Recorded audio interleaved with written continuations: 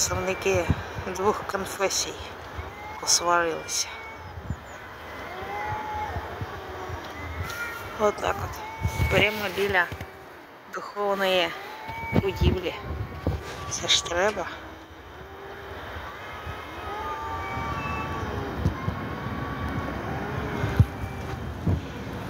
Отак от.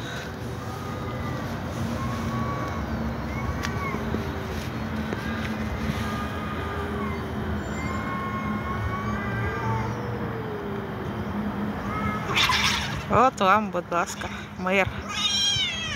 Божя істота. Під храмом б'ється. Да, щось не те з храмом. Прямо в основанні його.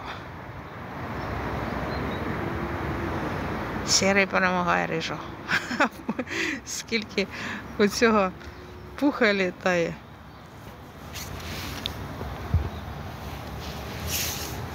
А ну не трогай рижого, відпускай його. Чого ти його трогаєш? Він нікого не трогав, а ти на нього напав. Ти глянь. Обнагліли які. Глянь, шерсть літає. Треба рятувати котика. Аж що робиться?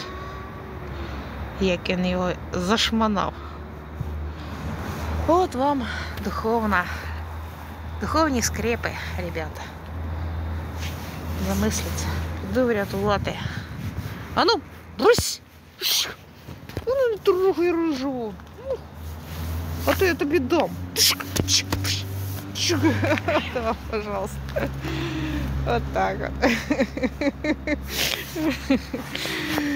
Божі істоти. Знаєте, битися. На дерево залізли.